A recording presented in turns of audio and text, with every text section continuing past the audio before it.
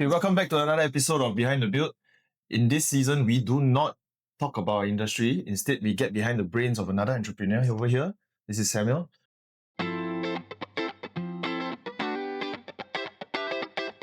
So currently, I'm a vegetarian private chef to an Indian family. So that's my full-time job.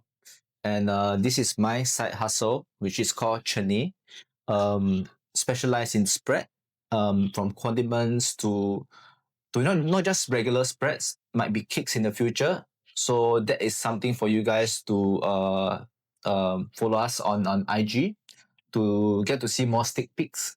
So for a start, I'll be introducing our main products. So right here, we have the Umami Pure Umami Duo and the aged dark chocolate koji caramel. Sounds delicious. Yeah. Oh man, how do you get the idea for all these different flavors? So for a start, I used to be a confinement chef. I'm the chef for Kai Sweets. I started that project and we cook for the rich families and mothers. So we are very particular with the quality of ingredients used, which affects the health and also the sleep. And on top of that, we are very specific on certain brands where how these ingredients actually affects your daily life. For example, let's say using custard sugar, which is too sweet and it sort of give you that sugar rush, and it's not very healthy on the long run because of a lot of diabetics issue. So we go down to the very basic ingredients like oil, salt, and sugar. So for a start, this is a very good example to showcase three simple ingredients made with a lot of love, and it's through only through churning by hand, which means folding by hand. Hence the brand Churne. So what's the difference between folding by hand and doing it with a mechanical mixer, for example? Okay, so the difference between the butter that's being whipped up by a machine, okay, it incorporates air, and that actually shortens the shelf life and the texture of the butter, which means when you have a lighter texture of butter, you will not taste that rich, thick, creamy, buttery feel that you pair with your bread usually in the restaurants. And also, it's easier to spread, but it shortens the shelf life, but by maybe a month or two. Right. So it's definitely not very ideal. But for our brand, we do it by hand, which incorporate minimum air and also retaining the rich buttery textures. And also, it gives that very beautiful aroma of the French butter. So you mentioned the shelf life of this is 3 months. 3 months, yes. So no additives, nothing to add on to stabilize. Correct.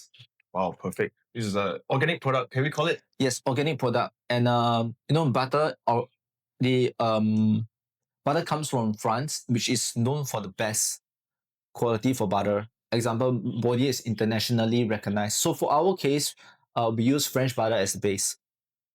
So if I'm not wrong, French butter has a different flavor profile as compared to butters we get from the supermarket, for example. Yes. So different butters, right? For example, let's say it really depends on the feed of the cow.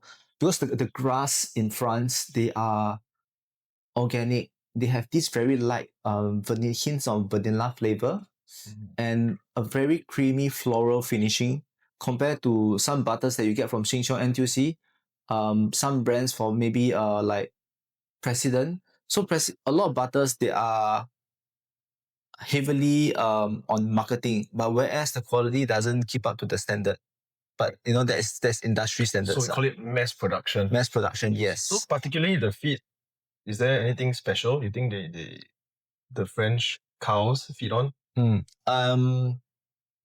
That I'm not too sure, but I'm sure that the grass it's greener on the other side. Yes, definitely.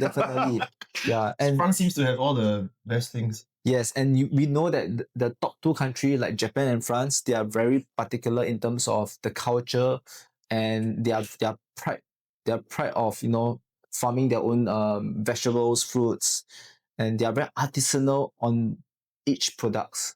I see you are about to launch another tool, which is the Kaya and the sea salt Kaya butter.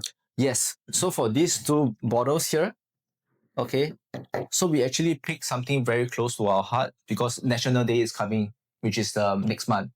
And I think Kaya is a very recognized Singaporean thing to start with breakfast. So I thought of what is Kaya to us and how can we differentiate from the regular traditional kaya. So for a start, we actually break down the ingredients and then replace with quality ones. When I mean quality ones, fresh coconut milk from the market, okay, which minimize the preservative, and on top of that, um, free range egg yolks that will actually increase the shelf life. And lastly, freshly squeezed pandan juice and a touch of French butter to actually lift the beautiful pandan aroma. Oh, it sounds extremely handmade. Yes. Oh my. Is it a very tedious process? So yes, it's definitely. So it takes about an hour where we actually do a water bath, stir it slowly, and then if it's overcooked, it becomes scrambled egg. Oh no. Yeah, if it's undercooked, that means it's not edible. Yes. I see. So are there batches where you have made a mistake and then it's not edible anymore? So every product we actually go through a month of R&D and also to actually get a lot of feedbacks from our regulars. Right. And then we adjust accordingly before the launch date. Okay. So if someone wants to start, right, which flavor should they start on? Definitely the signature umami pure. So signature umami pure, it's made with just 3 ingredients: French butter, shio kombu, and a premium roasted nori. So the nori, it's where you have a Japanese rice bowl where the chef actually sprinkle some shredded nori. So there are different quality of grades, and the nori that we use is one of the highest quality. Reason being is because it's toasty, it's aromatic, and that actually help to lift up the French butter aroma. And the key ingredients, which is the shio kombu. So shio kombu is a Japanese seaweed that is cooked in mirin, which gives a bit of sweetness, and soy sauce, and then they actually dry it. So this cannot be chopped by machine, not even Thermomix. Oh, it can't be. Yeah. So this can only be chopped by hand. It has a very unique smell. The smell of sea. Yeah, the sea and the soy sauce. Correct. Right. Okay. The other one that you have?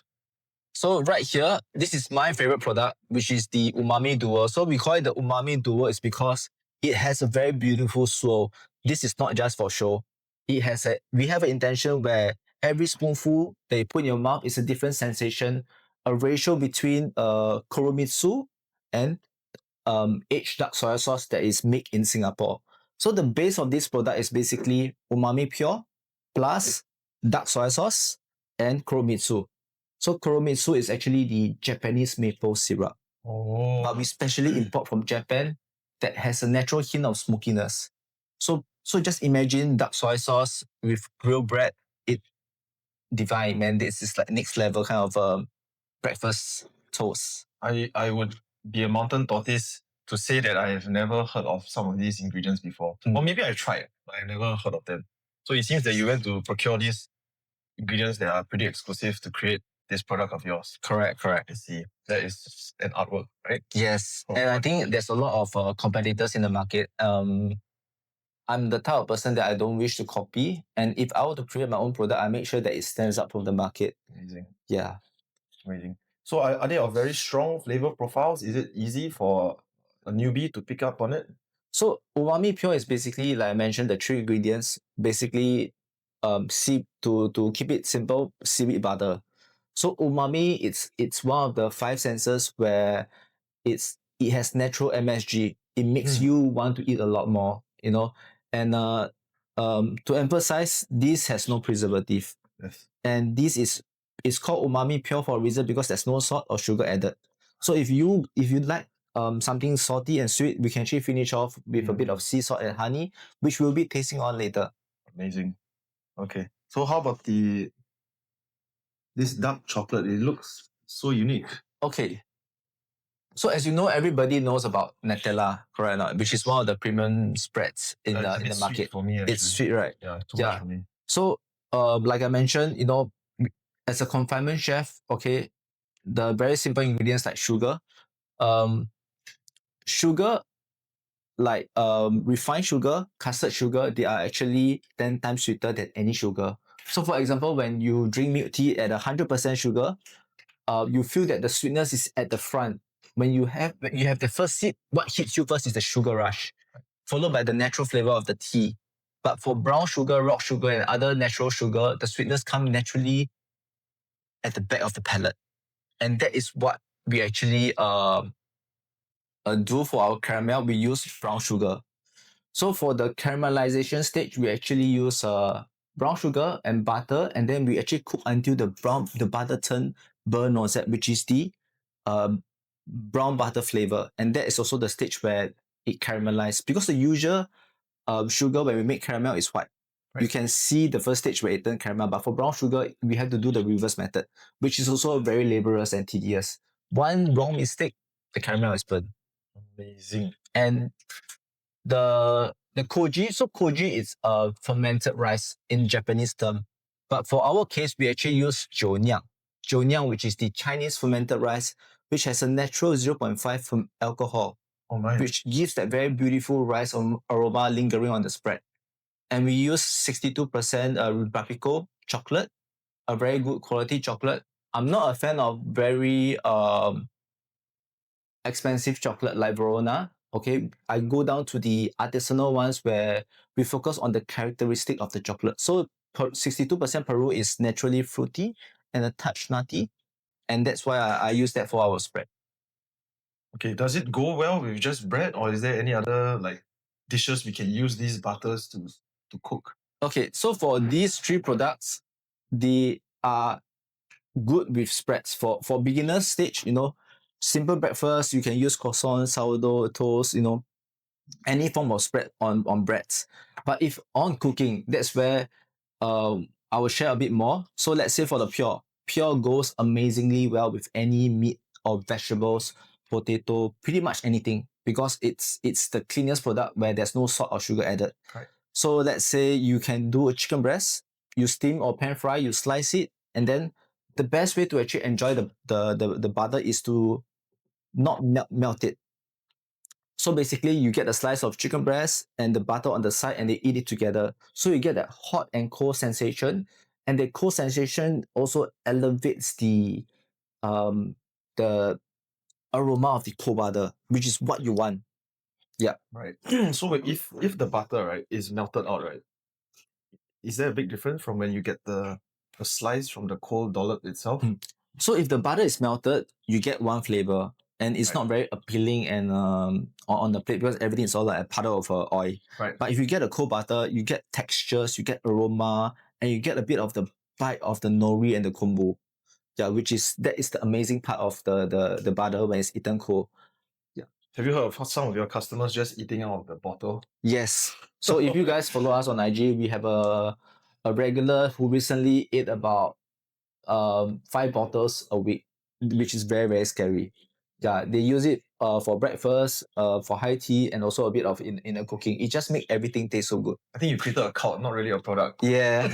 It's more like a virus. It's like when I was younger, we were very curious with what the spreads our parents prepared for us on bread, right? I even went to the Marmite jar and had some of it raw. And I can tell you it wasn't a good experience. I would never want to do that again. Or maybe I do not know that there are other types of Marmites that could be different. Marmite is a bit strong to my liking also. It's either you like it or you don't.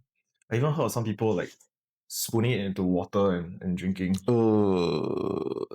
No, not for me. So like the Singaporean style, we have the kopi butter. Is there something here that we can do that with? I think the dark soy sauce might do well. Really? Because the dark soy sauce has a very earthy, chocolatey flavor that I think it will complement the coffee flavor. And the butter will actually elevate it because there's a touch of sugar. So if you have the kopi, maybe you don't even need some sugar. It has a natural sugar from the Japanese maple syrup, which I think is good to go. Yeah. Nowadays we should cut down on sugar. Okay. Natural sugars. Yes, natural sugar. Natural sugars are much better. Correct. Yeah. So if someone wants to get their hands on one of these, where should they go? So do follow us on IG, which is called Churne SG. And we have our offerings on our page on the highlight, and you can view the products, and then just drop us a DM, and then we will get back to you within 1 to 2 days. That's fast. Thank you. Yes.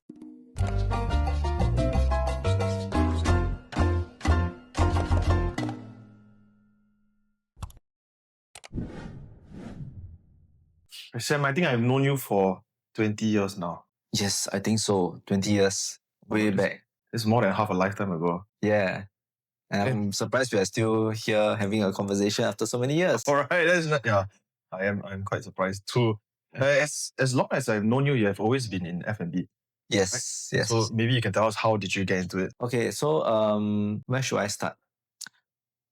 I'm dyslexic, to begin with, and people who have dyslexic, they have different range of dyslexia, in a way that some may look at numbers differently, some may not be able to pick up new language. So for my case, I have difficulty in language wise. Right. So definitely theory, writing, studying is definitely not my go-to. So I was thinking that, maybe hands-on might works. And I think there are only few things that I love, which is dance, martial arts, and cooking. Cooking is something that everybody loves to eat, not to cook yet. So I was like thinking, maybe let's start with cooking. And I slowly, when I enter the industry, I realized that, oh, okay, cooking is actually not that simple.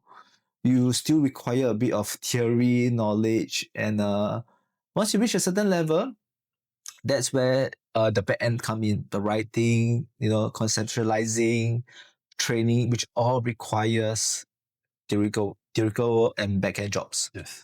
Yeah, and I think I've been in the industry for a good maybe 11 to 12 years. When I mean that means running a full-time job. Yeah, so a bit about my background is that I started very young as a chef, in a way that I entered as a CDP. So CDP is basically the mid-tier level, where I actually skipped the first two low-tier level, because I think people would want to offer me that position is because of the mindset I have. Right. And they really treasure that part of me, where they, look, Sam, don't take a cook or commis level. You already reach a stage where you're a CDP. And I think one of the reasons why I'm at that level is because during my NS days, like my off days or what, I still do a bit of like home-based business, do private events, and I think I cover up for that 2 years compared to girls in my army days. And and after a year, I become a head chef. So to me, it's like a golden ladder. But I would say that I'm blessed to have people who believe in me, despite being me inexperienced in certain field. But I believe that with common sense and with the greed, and most importantly, it's the mentality to be humble and open to growth like a sponge. I'm blessed to be where I am today. And my dream, my goal was to be working for a rich family at the age of 30. And I think I reached my goal. Yes. Congratulations. Yes, thank you, I'm thank extremely you. happy for you. Yeah, now that you have brought up a mirror to my face, right, I've now seen that I wasted my army years. Having a lot of fun. Yes, but yes. that's not necessarily wasted. Correct. So I know that you have ran quite a few side projects along this journey. I think you had a dessert store before. Yes. Right. Could you tell us more about that? So the dessert store that I used to run is called 冰糖糖水. So 冰糖糖水 means in Chinese it's a Chinese dessert using 糖水, which is your rock sugar. And 冰糖糖水 is also a place where it showcase my specialty.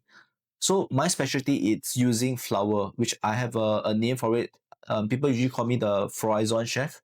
Basically using flours in different language. For example, if I were to go to the WoW and identify anything that's edible, non-edible, I would be able to do that. And I also be able to actually elevate the subtle floral flavor of the flour to be highlighted in the Chinese desserts. So you are the man that someone would want to be trapped on an island. Yes. Definitely, you have like the full survival there. I can probably maybe build a wooden house and you'll probably be man. And keeping us alive. I think the what stands out for me and the chefs is that I always want to pick a direction where there's no competitors. And I've Googled already, there are no chefs who specialize in flower per se. But I mean that is not just using the flowers for decoration, but to really put their heart and soul to be specialized in the flower. And every dish highlight the elements of flower. It can be dry, it can be fresh, it can be using into infused into different syrups and things like that. That's a bit more technical side, which I'm not going to touch base on. But yeah, for those who have tried 冰糖糖水, I think they love it, and they always mention, Sam, your dessert is less sweet. and that is coming from the elderly. Yeah, and Bing Tang Tang Shui actually focus on traditional desserts, and we all know that the Singapore market, the Chinese desserts are very, very sweet. Yeah, and what I wanted to change is that first is to use quality ingredients. You know, I think it's very important where product comes first and cost comes second. And then third is where we can actually adjust and alter what suits the business well. So yeah, that's more about Bing Tang. I have to apologize. I haven't visited you when you had that place up. No, it's fine. Everybody is busy in life. Yeah, but Okay.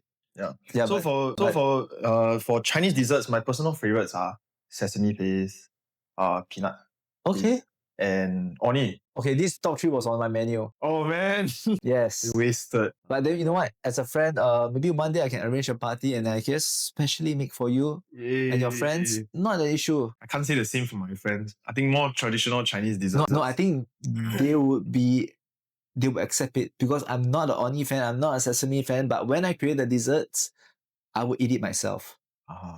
Yeah. So you set the menu. Yes, I pretty much creates all the kitchen related stuff.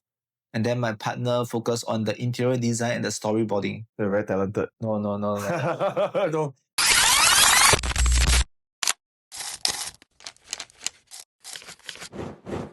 Okay, so we've reached the best part of the video. Tasting time. Yes. Okay. Please lead us the way. All right. Okay, so we will start from 1, 2, 3. Okay. So when you taste, we can leave the feedback on the end. Just tell me how you feel about the product. So we will start with just the pure first without any salt or sugar, because you know nowadays a lot of people are into less salt. Right. Yeah, and if you like without salt, means you are purist. So umami pure. So basically, you get a very strong hit of umami. Does it go in just straight? Just go, Okay, just the enjoy whole it. thing. Then after that, Okay. once you're done, just put the spoon here. So like I mentioned, it's seaweed butter. Okay. So next is just a touch of salt Oh my gosh. and a good quality honey. Okay, just put the spoon Thank here. you.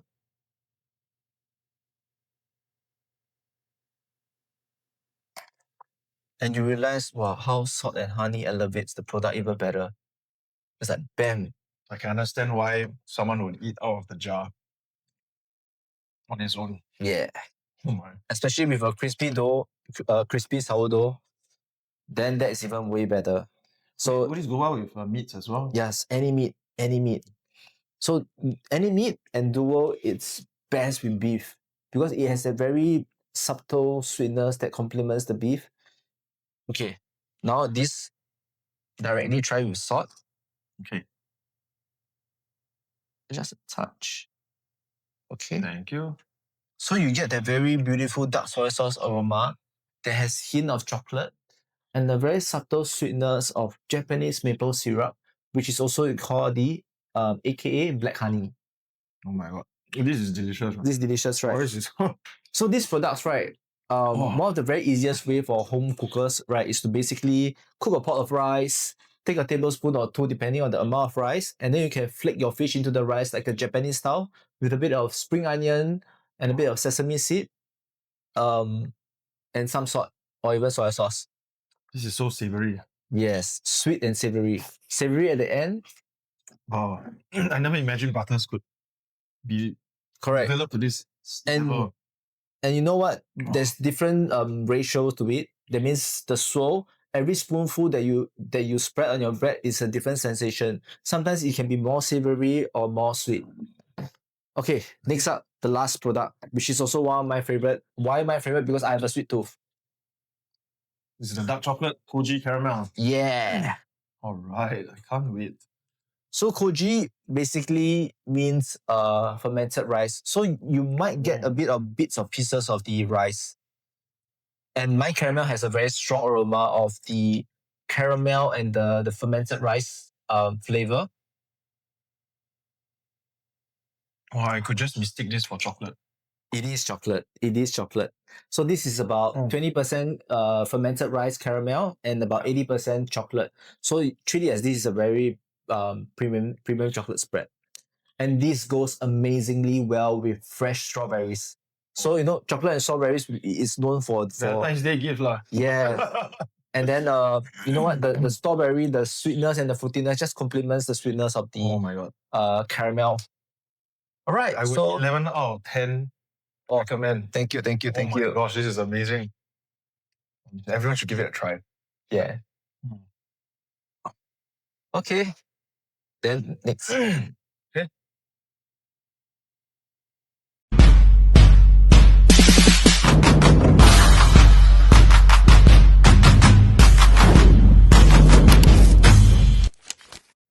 As we know, market is very competitive. Yes. No matter what we do. Correct. Because naturally Singapore is small, right? Yes. Even I have stiff competition as well. Mm. And it's either we level up or we die. Correct. Right? So how are you managing right now? I think for a start, we are a home-based business, so I'm doing everything myself. And as you know, rent is crazy expensive, and there are a lot of failed business because of wrong business partner. I've been through that route already, so now I feel that I think I can't afford to lose out too much already. Especially I'm a father of two, so with my years of experience, I think I'm confident in what I do now. Which is what I want to focus on. So basically, running this brand, I can only produce like 50 bottles more or less per month, and I think that's good for me already because I have a full-time job, and to me this is more of a passion project. Yeah. So it's a highly exclusive, Correct. Highly sought exclusive. after project. Yes. I love the flavors when we had that just now. Thank you.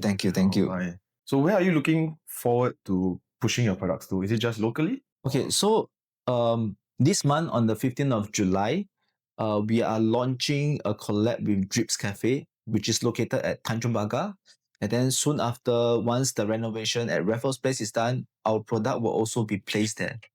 Yeah, and I have a few collabs in line already for different months and festivals where we will actually launch a new product. Yeah, which that will be put on hold.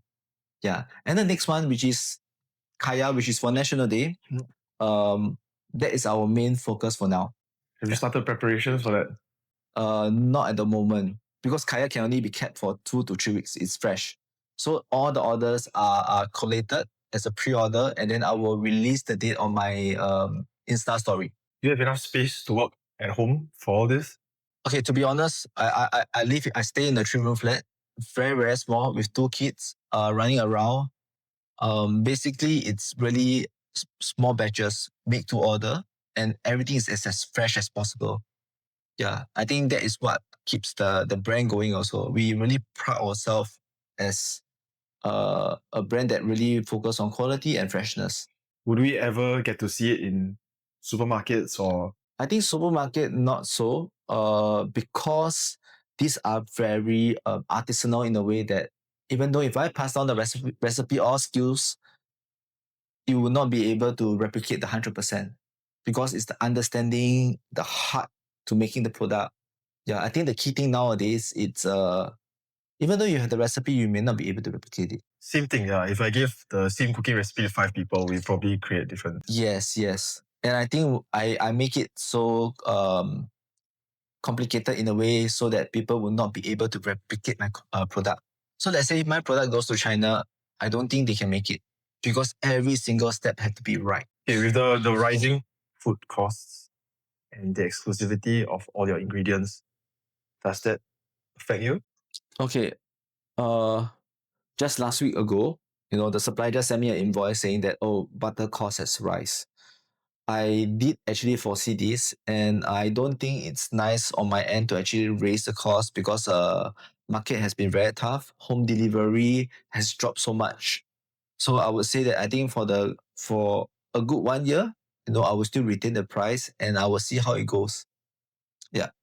Is there anything you pursue outside of work in your personal life? Any things you enjoy doing? As a father of two and running a creative vegetarian Indian family job, plus a Churne, and I still do my private dining, which is called Your First Blossom, that showcase my kind of cooking. I think that is what I enjoy most, because nowadays when you cook for your client, it's what they like, but not what you enjoy cooking. Yeah, so I think to me, I do enjoy sports, but I don't have time for that nor workout. I I really focus everything on my career, and I think when you have money, you will get honey. So now no money means no honey. Okay, that's a very good one. I always seem to have my best ideas when I'm doing mindless things like driving or sometimes, doing a sketch or even taking a walk. So where do you find the time to generate these amazing ideas? First is the mindset, So like things when we worry about things that we cannot change, that actually affects our sleep. And also time wasted on things that we can make a big difference in. So firstly, mindset, which affects your sleep. Okay. And on top of that, when you enter sleep, there are two types of sleep. One is just sleeping a good 8 hours, but you don't feel good. The other one is to enter deep sleep. So the deep sleep is what people look forward to. And you can even sleep for 6 to 7 hours and you will still feel energetic. So to enter deep sleep, first is to cure what is in your heart. Maybe you have a lot of anxiety about the futures, or maybe your work, your client, your job environment is stressful. So I think there's a lot of things in life you need to work on, where you dissect all the problems in life, the challenges in life, and then you solve one by one, and you question yourself, can this be better? What can I do? Cannot, we move on to the next one. And then from there, humans are just like computer. We will declutter and then reorganize everything in life. And then you feel that, okay, now the mind is soft, the heart is soft. Next is your physical health. So what is wrong with your physical health in a way that can be your diet? Sleep is definitely one of them, but diet is one. The people around you, are they positive? Are they gossiping? Things like gossiping actually affects you mentally. Because it's someone else's problem, it's not yours. Correct. And I think it's very important to be selfish in a way in life. Take care of your energy and your well-being. Correct. Right? Your peace, your pretty much your everything in life. Because you know what, at the end of the day, nobody cares about you. True. Yeah, and nobody will be willing to help you throughout your whole entire life. Because everybody has their own life after. So the only person that can pick yourself up is ourselves. It's a matter of choice. So when did you come to this realization of, oh, we are alone? I have to fix things. If not, no one is coming to help. Warning, this video is not suitable for all ages. Viewer discretion is advised. To be honest, I did enter a phase of depression. Okay, a depression where I wanted to Become French. but I think that Wait, sorry. What way? How? How to become French. Just curious. like maybe Fastest way to become French. yeah, but I realized that it's a matter of choice. And I actually foresee myself entering the state of depression, because when we are at our lowest, right, we know and appreciate how life should be. And that will also help to filter the things that you don't want in life. And you will come out way, way stronger. And to be honest, depression, there's no cure to depression. You can only suppress it, maintain it, but you need to be very self-aware and conscious of how you feel about your daily life, which I think I have reached a state where the state of awareness is like, the Kung Fu Panda, find your inner peace. I have reached that state. And now my next phase in life is really focusing on what I enjoy doing, which is Churne, raising my 2 kids, and hopefully earn enough to live a happy life. To Inner peace. do you realize that, the moment you reach this level of, I would call it enlightenment, but the people around you do not have the same way, right? It could be even your loved ones. Yeah. And explaining it to them may not work. So is that a problem managing them as well? I've come to a point where at certain age, for example, at the age of maybe 20 to 28, some people just have to go through the process and process in a way that no matter how many advice or training that's given to them, if they're not ready to accept, there's no point. So we have to be very critical of the people who we want to put our time and invest in, and we can tell whether they're absorbing or not. Yeah, from the body language, from the looks, and I think that itself, it's a key way to actually identify are they worth our time? Because at the end of the day, when we groom someone, we will feel good about it as we grow older. Because I think this is like collecting good karma points. Have you ever called someone an idiot sandwich? No, but definitely in my heart, yes. Yes. I've known of other chef friends who, when in their younger years, they used to berate, scold in a very harsh, personal ways to their juniors. So I believe most of the time it won't change anything for the better by doing things like that, right? Correct. So I think the new generation, the way to actually guide them, right, is to not scold them, but rather identify their challenges, hear them out first, and then secondly, give back, ask them the question, indirect question for them to actually find their own answers, because they are very they have a lot of ego and pride. So in order to actually guide and lead them is to actually for them to answer their own questions. Or rather channel their ego and pride into a positive thing. Yes. Like taking ownership of the things that you create. Yep. And then you know and you have passion for it and you will improve on it. I think guiding them that way is important because more often than not, when we were young, we didn't really have someone more senior telling us, hey, we didn't have that, right? Yes, correct. I got screamed at quite a lot when I was a junior.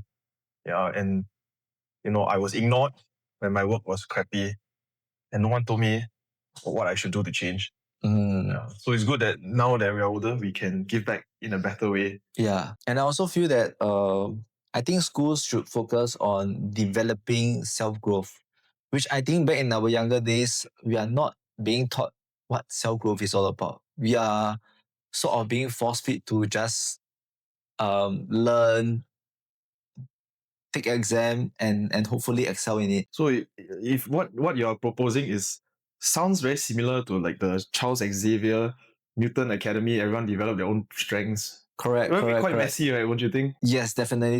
It takes a lot of effort. Yeah, and I think from a government point of view, for certain schools, it's not practical. Yeah, I think that should be more of the industrial things. That's where they pick up real life experience, real skills. Yes. So for a young chef, let's just say you see a younger version of yourself, what's the best advice you would give to him? I think best advice is to have focus.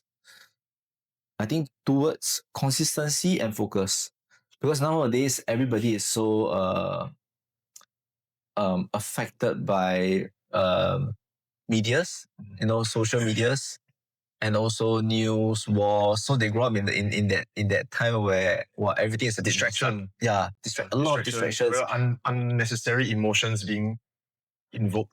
Correct, and also like some side hustle where they see instant cash, which also sort of like affect the way they work. Because since they can get instant cash, but how long can this instant cash last? We should be all be focused on developing the basic foundation so that eventually when you reach a certain stage, you can be creative. And that's where AI cannot be as creative. It still need to be done on the human part. For example, food, because AI cannot taste what flour should taste like, things like that, they are just based on whatever is on Google. So very, very important to be focused, and how to be focused is where you need to cure your inner heart. You need to ask yourself what is bothering you in life, and then and what makes you feel good, healthy, things like this. And the next one is consistency. Waking up exactly the same time for every day, making your bed, uh making sure you do all the little things in life. These are very, very important. And I think one thing I respect a lot is coming to time on work. No excuses. Coming your time of work. And coming your time of work requires discipline where you have enough sleep the day after. Yeah. Okay. The end on that point is more of I feel treating things as important as your most important task. Yes. So that's where if you put the importance there, I think it's very hard to miss timelines. I think when I was younger also I had this problem and it was called ignorance. So when we're younger, we do not know what we don't know. Right? Some people, they have a way to overcome that. But when I was younger, I didn't have. So I thought I was like, okay, I reached the pinnacle of whatever I know, I'm the best. And that's what really killed people. Me per se. And it held me back for quite a while. Until one day you start to look at the people that you want to become and ask yourself, how did they get there? Yes. Then that's where we open up our minds and we figure out, hey, there's so much more that I don't know. So maybe I should open up my mind, open up my ears, shut your mouth. Yes. And go interact with more people who are much better than you. Correct. Totally agree that point. Did you face something like that as well? Definitely. I think everybody will have to go through that phase. And like like what I mentioned just now, like why the rich people can perform so well and they can wake up at like maybe 4 to 5 a.m. every single day is because they enter deep sleep. And that's why I dive deeper into why this way of living their lifestyle, and how food affects their habits in life also.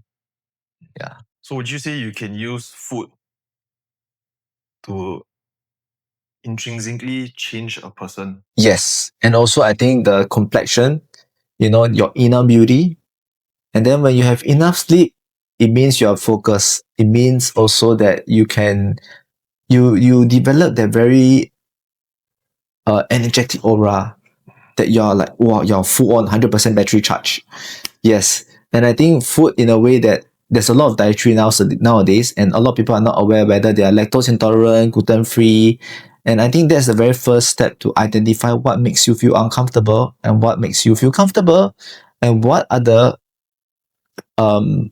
lifestyle in terms of your eating habit, what can be changed. Maybe less junk food, less preservative stuff, and more on like healthy cooking methods like steam, poach, a bit of oil, and things like that goes a long way. Okay, so we have come to the end of this week's episode, and I hope you enjoy our new format of going behind the build on another entrepreneur's business. So if you like our content, please like, share, follow, subscribe, and you'll find our handles and the products links in the description below. Thank you. Cheers.